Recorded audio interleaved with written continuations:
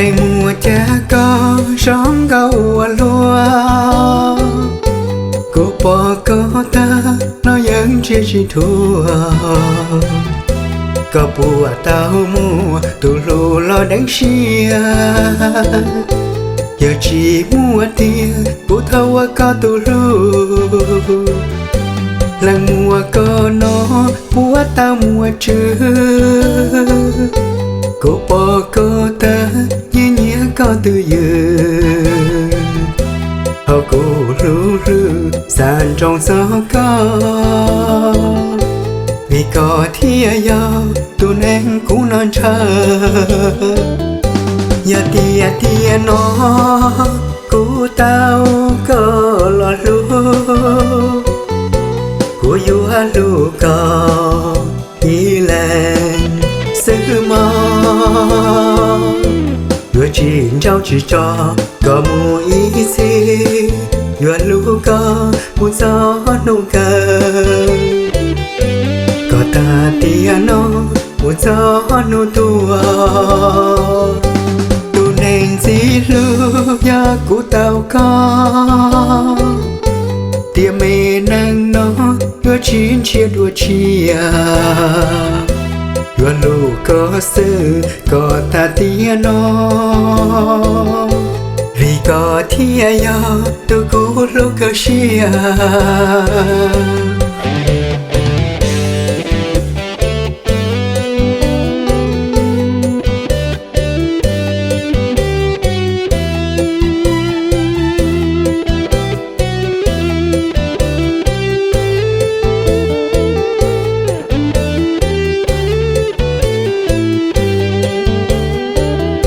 giờ tia nó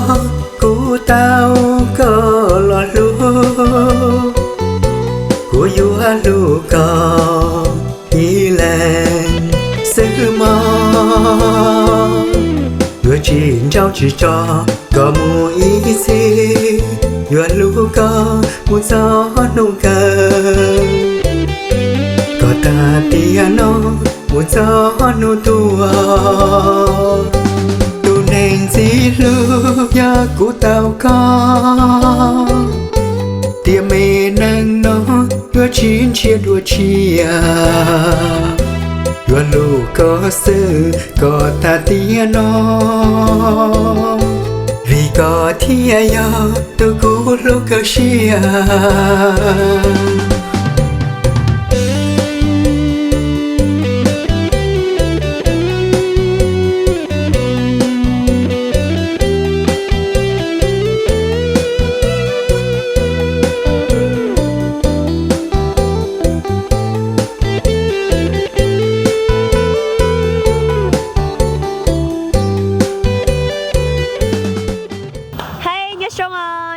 chết ở đây sao lên số tụ nữa nó chỉ hợp với châu xe in từ xã po đâm thuần á nó tin tôi chống sắp vào đi phần chống chậm gì đâu chờ lần có lần đó hiện chưa tôi đó chị tôi ta kỳ năng kỳ xéo xếp bé xếp lót và thêm mong có lần đó ta chỉ cũng mua ở bên lần tôi thiệt chị nó của chân này một bao rồi chờ lần có thế lần đó nó sẽ lợi họ tôi bỏ đi trả lần thiết tôi chở đông đi trả đó ok tại xin này chỉ kia từ lần có mong chưa muốn xong à? Muốn xong hả? Nó có muốn xong nè, nó nói nữa tôi nó phải chờ xe in từ chả bao năm thôi nào của tôi chỉ nữa từ nó của chân này một bao nữa từ khai để lúc về hết nữa sẵn hôi trà này nhắc họ từ tôi nó với cho nữa nè, có lúc về trà không có lúc về hư can trà nó, sẵn mất chưa? Sẵn muốn xong à? Sẵn muốn xong à? Có mất chưa xong à? Mua cầu chí xong này, xong nè, còn chiếc xe phải ở đâu đó con nó chạy nó chỉ ra cán chơi có tụi đi tiền chỉ bao nữa, nhưng mà chỉ bao là chơi của còn chiếc xe tan đấy sao? Là của ta tụi nó thấy tụi của sản phẩm này còn chiếc xe này cho nó sẽ chơi là chỉ bao đi mà còn chiếc xe ở đâu đâu vậy chơi nó đó, có sản chịu tính tàn đó bây giờ, của mình chỉ nó có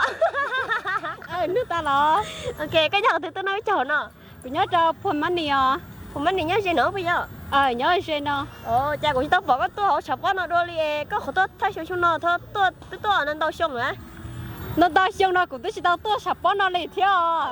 Có chả có chỉ tôi có tôi nhớ không đúng rồi nè. cú lúc rồi nhớ nó tới xí mà cú chỉ nhớ tới nó nè có nhớ được họ chơi bây giờ vậy cả trong xe có một tấm từ lúc tê từ lúc ấy chỉ tao mua chẳng ba tuần tiền tới xí mà cha tôi cho chỉ mấy tôi lần đâu đây nè lúc sắp tới là chị đi nó nói sĩ chị không nhiều dầu chỉ mới dầu tuần có số số bung xe ta kỳ số xe pe xe lâu tuần tiền nhưng mà trong nè vậy đâu mà chẳng mua cái chiếc xe ta kỳ tuần à thì đó có một cảm mất con ly vậy có chỉ tao mất từ lúc có một cảm mất con ly Facebook lại giờ bắt sự tông phát ra lại tôi lấy tao khỏi tới tao sau đó cho của tôi Facebook sao can đa xong sau phát sáng chỉ sao ok can đa xong đó chị nó nói đó tôi chỉ tụi mình ở lông câu có chỉ xong có chỉ xong đi nó sợ có chỉ xong nó sửa cho chồng này có chỉ xong nó sửa này đỡ nhớ xong xét được cơ trong đó nhớ xong nhớ xong cha của chị tao bỏ rồi cái nhớ có thứ to nè quên nhớ họ nói sao bây giờ có lúc bé hồi cha thế sẵn đó chị không biết hôm bao giờ muốn sao muốn cha bây giờ có mất chơi xong à cầu sao xong có xa xong bây giờ và tao mua từ lúc này sao ấy chị tao mua là một cả mua có từ phải bù lấy từ bớt sự tông rồi lấy là sáu có từ lúc lấy nhẹ cơ thế tao thả tao coi đấy lấy cái mà của tôi lấy tông rồi sườn nó sườn xa trâu chua gì sườn cho ok tôi lấy tông tàu chỉ thằng mua phê lấy tàu nè đi nói gì bảo lại thì tao ở trên tàu nè nhớ xong xe đâu cơ nhớ xong nhớ xong nó chỉ kia từ lúc câu nè nó là nãy giờ không chờ lời báo ơi cuộc sắp kia là đi báo nó kia lúc bé bé biết kia sao mà có lúc bé ơi cha của hôm biểu lan rồi có mất chưa giờ sành xong sành xong bây giờ có mất xong lút tiền chỉ tôi nè có mất xong lút tiền ta chỉ tôi nè nè chỉ năng tôi vẫn để chỉ tôi giờ cơ có nhớ trong thực tôi nhớ là nắm thôn nó sợ có nhớ đợi rồi đây nha nó bây giờ ở lúc nào mà đợi rồi đây nha nó ta chỉ nó chỉ muốn để hầu á lúc đó là hồi tới đây nhá thì chúng mới đây đã đó cái này vẫn đó nè nhưng mà có một tông mất từ lúc tè chẳng chỉ tao bây giờ có một cả mất từ Facebook là giờ từ lấy sự tông cho là xã thả có là xã cũng như là có lợi thế sao để tao cho có đấy của tôi Facebook sau thì cùng biểu lan rồi đó cho tao từ bố mẹ nhớ tới sao tao chơi sao còn vậy chờ xa gì chút xí chút lo phê chẳng biết chuyện tôi ở nửa tuổi khó chỉ tên nè nè phỏng nửa tuổi chứ nè khó có giá chưa còn là nói do con này cho cho nè lấy tới sao phó chơi nhưng mà sao tao đó cũng là xưa còn tới giờ nửa khó xin khá nửa nửa mua nửa tôi khăn này ở chế thì sao tao là có nông tao đó nửa thế đó chế giờ để có chỉ tao mà tụi lúc này của sản thiệt tụi lúc đó có là mà tụi sản thả có này rồi giờ đâu sáng nào sao là cái cả thả đó do thì tao tuổi xế rong thì xế ra thì chế nhưng sao mà cái đó là chú sáng sau này chú sáng nó chạy thì有chú ra khử nhẹ thế nào ok这khử nhẹ thế lúc kia thì tụi bọn nó chỉ tí để trong đâu là đắt tuổi đó nè chị nhớ xuống xe đó có chẳng tao theo nhớ xong nhớ xong nó có tay là con nó thì tôi nè mua từ lúc chị tao mua chỉ mua tay là nhở có lúc bèo đi cha máy nó mày đó có món xả chưa không lâu có chưa xong rồi cầu nhiều kỳ xong đó trái nó là xong nó chứ nó kỳ giờ cái chị tao mua từ lúc nó em có một cảm có lên Facebook rồi giờ lấy số tông còn lợi rồi chỗ xã thả có lợi nhẹ có lợi thiên liệt thì to đấy được không hả lấy cái từ Facebook rồi anh không muốn lâu nữa tôi lấy số tông rồi gì xa ý gì cũng nên xẻ lươn rồi hay bắt tông tạc cũng chỉ cho cá vậy nè cái chi cầu cho cá một số nhà nữa hay xí mà giờ thì bị chữ tiền mua cho lần đầu nhá xã tỷ u rồi xã tỷ nô ấy lỡ sườn chè xã thả có nó có một cả thả lợ cả cơ nhớ tỷ u thì nó bên cả đó ok tôi có rất câu gì nữa nó cầu gì trong chỉ tao mua tủ lúa này nhá tới chờ từ khỏi từ nữa thả tao này chỗ này lúa tiền bây giờ cái nhà tôi chỉ năng Lý Trà có nhiều nhân sự nhỉ là chẳng không có nhẹ là Lý Trà Lý Trà tao chỗ lú tia sao ê sao cái đất tôi chạy đó chạy chỗ này lú tia à Lý Trà cái tố chờ lo xe Lý Trà cái chạy đó chạy ok vậy tụi bọn này nếu chỉ xài chỉ năng từ nửa trong Lý Trà nữa giờ thế này nhẹ thế mà xe luôn nửa tia sẽ chạy này tao thả này giờ nữa ok à ok giờ chọn tao có nhau trong xe đó có chào nhớ xong nhớ rồi chả có trong câu rồi có nhỏ từ tuổi ấy à có chỉ nhớ năm thôi tao bỏ đâu có đấy cứ nhớ lòng có bằng tôi đúng bao nhiêu chả nhớ bên nói không muốn trái chả nhớ đã tôi bên nói rồi xã là tôi chỉ phải nói tôi nè làm đó nè tia mấy tôi nè làm nhau nữa năm tháng nó nè tia về năm tháng nó là về là tôi về nó là gì tôi về nó bây giờ cả chị tôi còn bé thế bỏ nè thế mà có lúc bé hôi cha cứ lúc bé tu đó sớm quá chị sớm mong ha đó cái chơi xong à cao chỉ xong à cái xong gì luôn đã toàn gì luôn rồi đó chỉ sống mai有gì á ôi đừng có còn tôi tao á cũng có xài thì gì chứ mà有gì à có bố bố mày để có mang tiền cho xong lo có một ly trà xong rồi có bảo有gì á不xài tiền nâng cao tài xong nhưng mà tại xong bây giờ em mất từ thả có tại chỉ nó có một cả thả là hết nó chị báo nhá chả chị muốn dẫn đi rồi nên phải chị báo nè chỉ từ nhẹ một cả thả đó thế nào cứ chị cả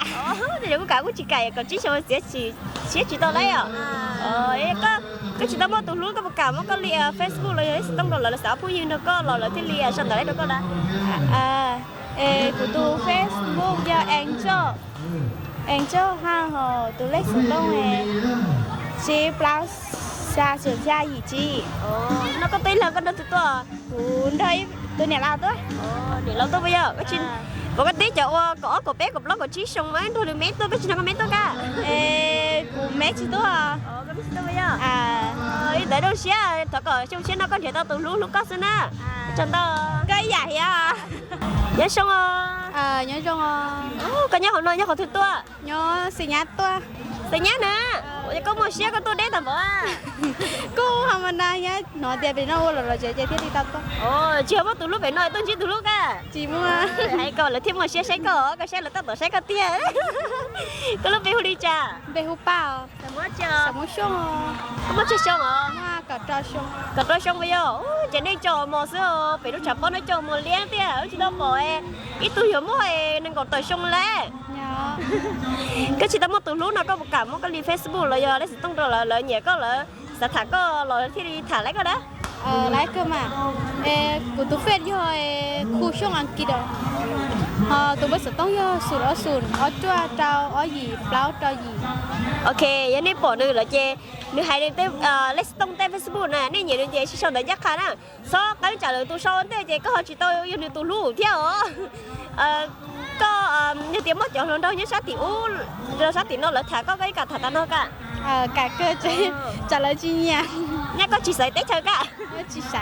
mấy xem mà lỡ chỉ cả thả cho thì mấy xem mà lỡ chỉ cả thả cho thì non là có chuyện họ tư thả tới rồi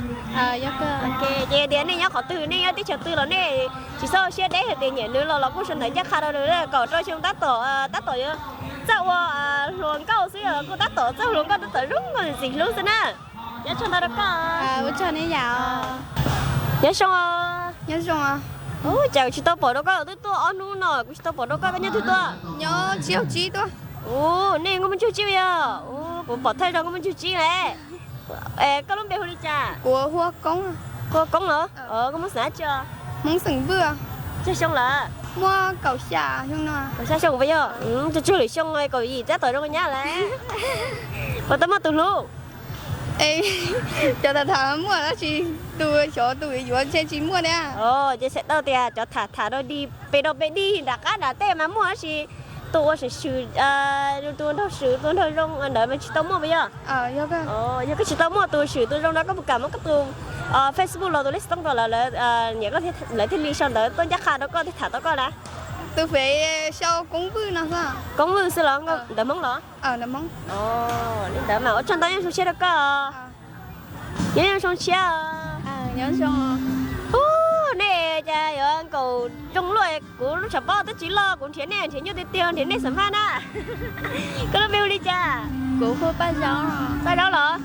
có muốn xả chưa sành hóa lắm chưa xong là cả cho xong bây giờ mà biết rồi sắm phan coi nha coi chị tao mới khỏi chạy cái chị chạy cả chen chị chắc sao khi là chị bao có một tấm bao tôi luôn chị tao mua nhờ còn đó xong những chị tao mua phần tao nè phần tao chị phần mấy ai còn đó xong thêm một tụi luôn nè cái chị tao tụi luôn có cầm một cái link Facebook rồi lấy tông rồi là nhiệt cơ để thả lấy cơ á lấy cái tụi Facebook sao muốn lao sao để thấy còn đó xong bao tao tới nhiều lắm cho chị tao chạy đó yo thế tụi đó rồi lọt hộp là cái chuyện gì đó Lấy tôi giống thời tiết chín chia vui. Em có bao nhiêu lỡ xin chia cả liền. Nhà lỡ chỉ lấy tiết chín chia vui đây. Xin chia vui.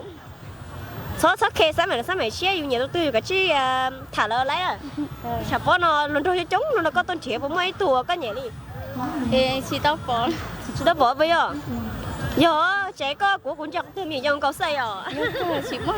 Chỉ mới chờ rong ra yêu nhẹ. Cô đi sẽ lưu đấy. Các bạn tao mới có đi Facebook đây. Bây giờ ôi đó cho tao xin chỉ được. Đấy chắc cũng sẽ lưu nó.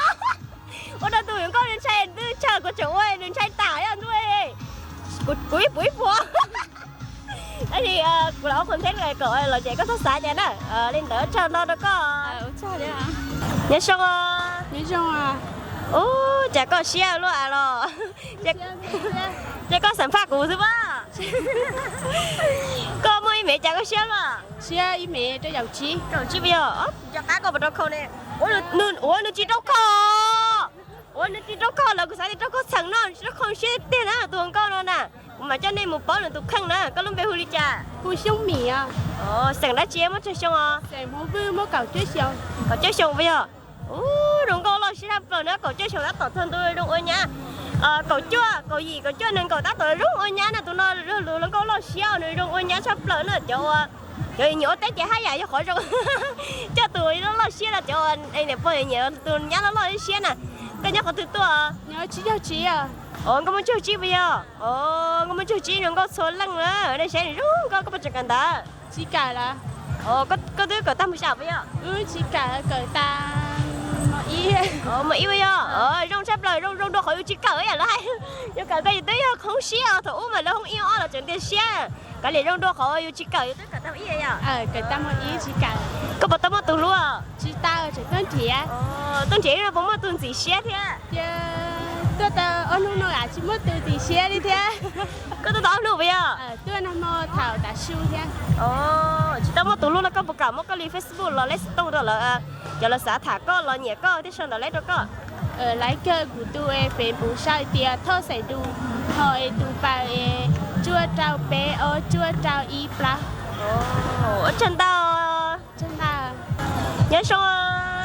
nhớ xong ôi chả nào cũng chỉ chơi đồng câu con biết huy chạy nhá không thứ tua sẵn á chi cũng hơn tao nó nhá phải chơi chỉ tua sẵn hố bự không muốn chơi chi à không chơi chi chơi đồng câu nữa nó cũng chỉ tí chẳng không chơi chi đồng câu gì luôn xin à có muốn chơi xong là muốn nàng cầu xong à nàng cầu xong bây giờ tá tuổi rồi nhá lỡ bắt tao từ luôn à tao mua bây giờ cần gì luôn đâu em có một cả một cái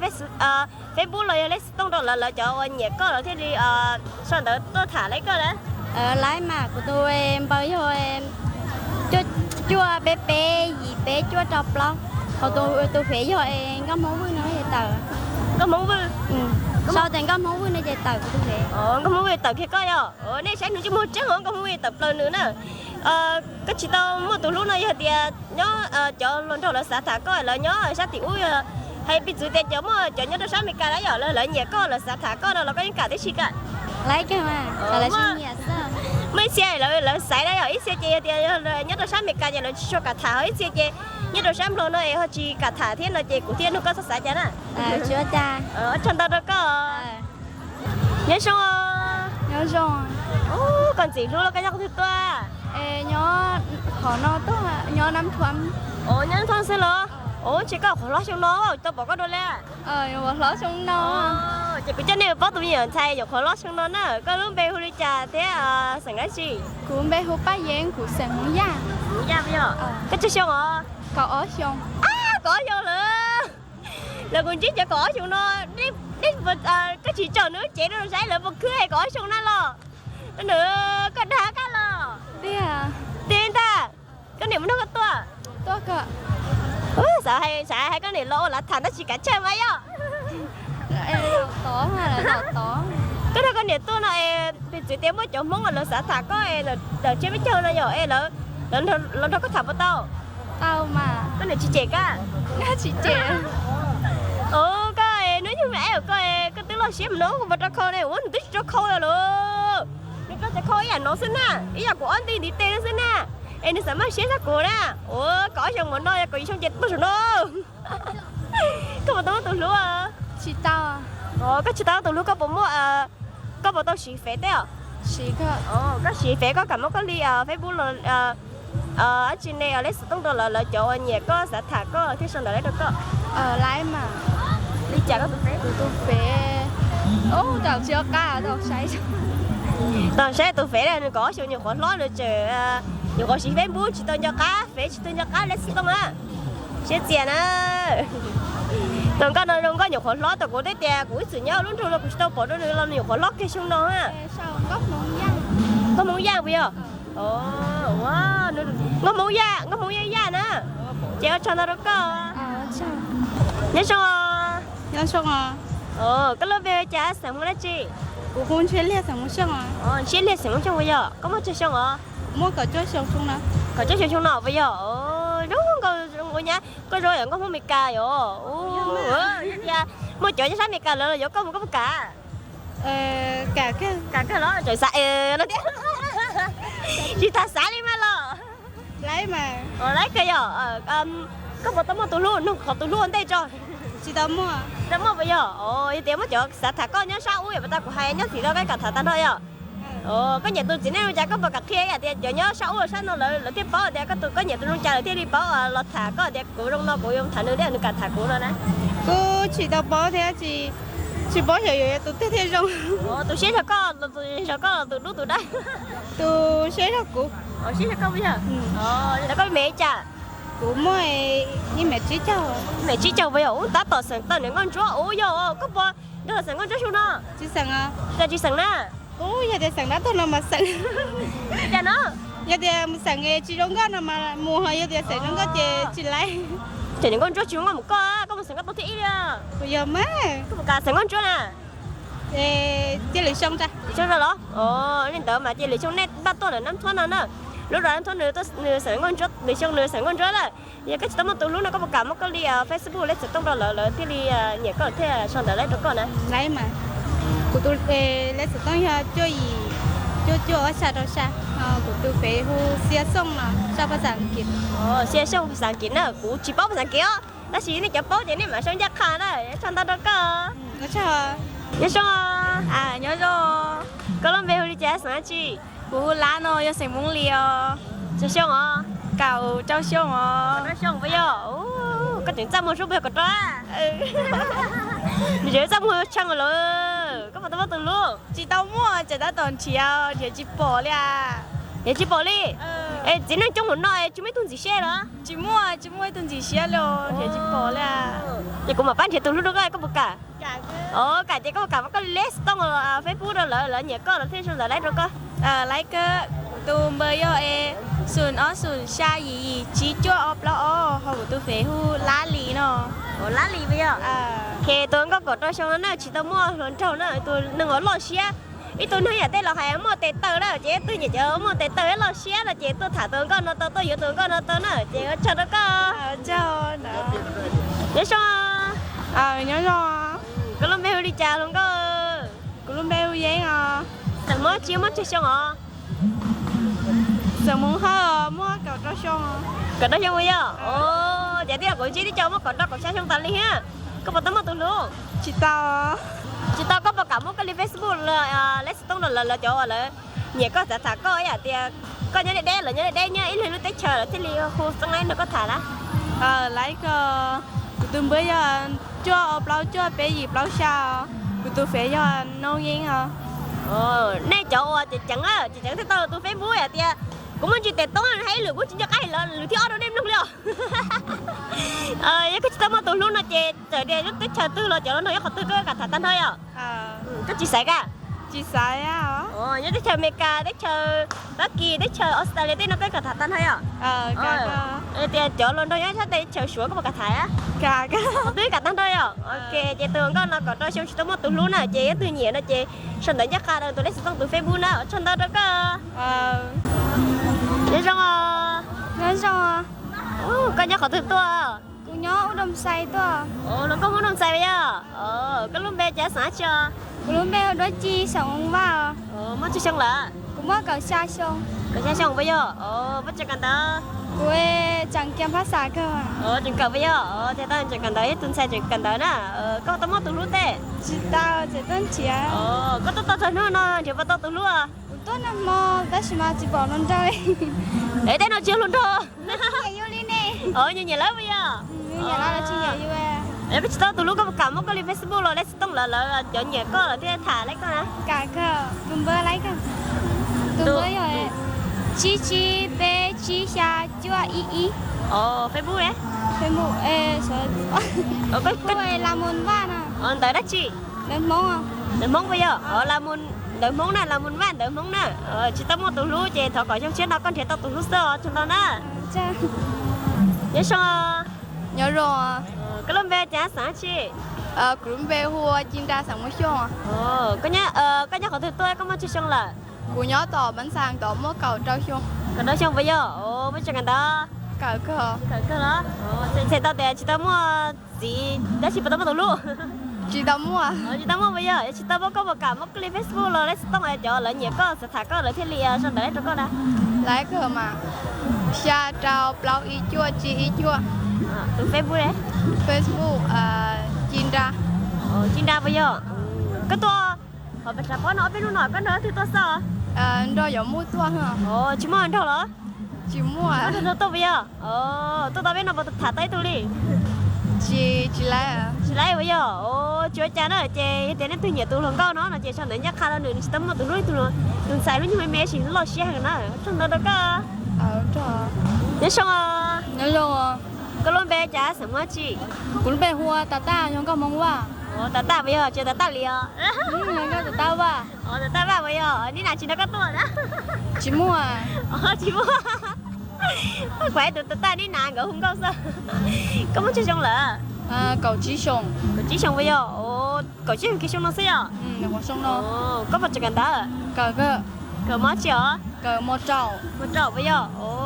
bắt tao mua tụi luôn chị tao mua bây giờ còn chỉ xong nhà xe luôn bắt tao khâu chỉ tao khâu nhà xe của đâu chẳng có kịch tao lo cho tôi lúc nào có sẽ cho chỉ sản phai cho không có xe cũng chỉ lỗi tiền để cái chị tao mà tụi lúc có cả một cái link Facebook rồi lấy tông rồi là nhẹ cơ thì người ta đây cơ Facebook yo sao tata yoภาษามงhọ với số tông yo sùn xa trâu gì trâu xa gì bếp lâu đó chân tao đó có nhớ trong chết đó có thở khỏi chân nó con trẻ tao tụi lúc xưa nè nhớ xong nhớ xong câu một trăm hồi bây giờ trăm hồi chẳng có chuyện nung lớn chẳng bao hết luôn cái gì vậy cái lớp bé chả sớm chị group bé hồi em nó sành hôm qua chị xong là cầu trâu xong còn nó xong bây giờ có một chuyện gần đó chuyện cậu bây giờ có nhớ con thứ tua nhớ bánh sang nhớ hồi năm thôi nó xí rồi nhớ tới rồi đây nhá nó xí nữa có chị tao mua từ lúc lắm rồi hả chị tao mua là có một cả một cái link Facebook lợi nhẹ có lợi thế đi sao để lấy được cơ lấy cơ mà xa gì sườn ó chui lấy đâu nè xa gì sườn ó chui ý chào từ Facebook này Facebook rồi sụp qua đỡ chưa xong đỡ đó chị đỡ cái sáng kia đó bây giờ đỡ cho tao đâu có thở khỏi cho nó con trẻ tao từ lúc xưa đó sao nhớ xong nhớ xong có luôn bèo chả có món sả chị luôn bèo mày hoa có món sành liò mất chơi xong lọ hoa năng gọc bé năng gọc bé xong chứ mà có chỉ xong xứ nè đấy tao cũng lấy tao có bảo tao mua từ lúc chẳng chỉ tao mua chẳng chỉ đó hả cả cái nhà của tôi giờ đi đặt kia giờ thì mới cho lần đầu là nhẹ cỡ rồi thì tôi trẻ tao có lần đầu mà nhớ cùng mấy nhiều nhớ cho khe năm thua mà nhớ để rồi đi nhá nó sẽ thấy chị tao mua từ lúc nó có một cảm có đi bác sĩ tao có tao Facebook rồi có tao là chợ nhẹ có thế đi sao đợi tôi rồi con nè Facebook chơi hú sai gì liò đợi đó chị đợi mua Facebook tao mấy giờ Facebook tao Facebook tao mai cái là chị thao ở nhà Facebook chạy tiền này nhìn đi tiền này mua con này đi Facebook chạy mà đi mua thọn bớt là nữ là tao đó xong nó có chuyện vào tao lần thôi á giờ chị lái lên nếu nó có khởi cho con nó giăng nó sao còn vào nhà đôi luôn có khởi bây giờ cái khởi vào tôi giăng dây ta liền chắc là có chắc mà đấy cái tên gì bên nó có một mỗi thùa có nhẹ lắm đâu có xe nữa. Tôi nhà cho chơi xe cứ lắm tôi ta lên là sao à. Nó mà tôi ta là bây giờ. Cái thì sao thôi, cái chuyện chỉ thấy tôi thôi, tôi nghĩ là ngày chỉ mất tôi nữa. Chỉ mua lèo, tôi lên sao, tôi chỉ lên có xe quá. Nó xếp đâu bây giờ nè. Xe chi. Bây giờ nó có tiền nó nói, tức là xe chi ấy có mua xe có tên gì nó có nó nè. Thế rồi chị bà nhau năm thôn nó sao? Chị mua bây giờ chị xem nó có chị mua gì xem khoản nó giờ rồi bán tay đó. Chị bà. Ok, vậy thì sẽ bỏ tôi có tại chị tôi hỏi lúc rồi năm thôn nó thì bỏ nữa thế nào, chị có chân đâu có. Có sao dạ? Nhớ xong à. Nhớ rồi. Cái lô bé hồi đi trả thêm có muốn sợ đã chưa? Huyền gốc xanh có muốn xịn quá. Mất chơi xong là. Nàng gọi ít dùng. Mất chơi cần ta lo. Chỉ cờ là. Cần ta bây giờ. Chỉ cờ với. Tiểu cần ta ba có là có cần ta mới chi. Chỉ cần tới đấy hả? Ít thử chỉ cần nè. Có số đâu. Nhưng mà ít từ chỉ cần tới đấy hả? Ít thử chỉ cần tới bây giờ. Chả có đau á. Nhưng mà cái này mà cái chỉ cần lúc chỉ cần mấy giờ. Có bao tao mua từ luôn. chị tao mua à? Chị tao mua rồi. Cái chị tao mua có một cả một cái ly Facebook rồi giờ. Để sự trong đó là chỗ nhẹ có là sẽ thả có là thích xong đó lấy trong có. Lấy cơ mà còn bây giờ ở chỗ đâu chỉ bé gì? Ở chỗ đâu chỉ bé gì bây giờ? Bé cũng chỉ bé gì được á? Ok, vậy tôi nhẹ tôi có tiền xong đợi giá khá tôi trong nữa ở chỗ đâu của sẽ lúc của chị chuyên gia cá thế. Nếu mà đi kỹ cả một không tao này sai rồi, vậy ở chỗ đâu có. Thế dạ. Nhớ xong à? Nhớ xong. Có lúc bèo chả thế có muốn sửa đá chi? Một bé hôm nay đi sang món quá à? Có muốn chơi xong là? Món đang gặp lão xong. Nhớ không tuyệt to. Nhớ tại nó đấy sao? Nhớ rồi nó thôi nói thế bây giờ. Bố mất từ lúc thôi to. Chị mua à? Mua là? Có tay lớn bây giờ. Có tay chiều nó tao chơi núi là. Rồi tôi ở nó sao? Vậy sẽ ở xếp bé cái chị tôi bây giờ. Dạ cả. Cho tao tiếng nói xếp đó sẽ chỉ lo. Chị cho cả nha. Cái chị tao mà từ lúc có một cả một cái đi Facebook rồi đấy xong là nhẹ có chị lấy có giảm bao nhiêu được có thì chị lấy có nè. Lấy cơ mà. Của tôi phải sao đây nali sao mà van nali van nó Lý vàng tới chị. đỡ món sao? Đỡ món bây giờ. Nà lý vàng vậy lấy xong rồi. Bây giờ tao ở bé trâu ở cho chị. Đỡ chân tao đâu có, thôi con chị tao từ lúc xong rồi nè. Ở chỗ dạ. Nhớ xong rồi. Nhớ rồi. Có lúc bây giờ chả thấy con muốn sửa nó chưa? Cô đi cắt xíu, xịn một xíu. Mất chơi xong là. Mua vô nên gõ xíu. Nó gõ xong. Có đào ca. Có chứ mà quỷ xuống nè. Tiêu hồ, mua nên gõ. Nên gõ có tới giờ sạp bó tao cho nó là. Cái thứ tao blockchain nó nổ theo. Nó chỉ nổ bây giờ. Bọn tao chỉ lấy tụi luôn. Chị chỉ lái lên chơi. Sao để chị không có rồi, sao để trong thao chỉ có từ nhẹ lên à. Chị có trong câu rồi chị cá thả có sơ. Khó tiền cũng sai có, chỉ nên cũng chỉ cá thả có trong câu thôi. Rồi tiền, chơi hơi cỏ vô. Thì cái chị tao muốn tụi luôn nó có cả một cái ly Facebook rồi đấy tung là chở nhẹ có sẽ thả có ở trên ly trẻ lấy có đó. Lấy cho mà. Ôi, về chơi sờ thì các xe xong.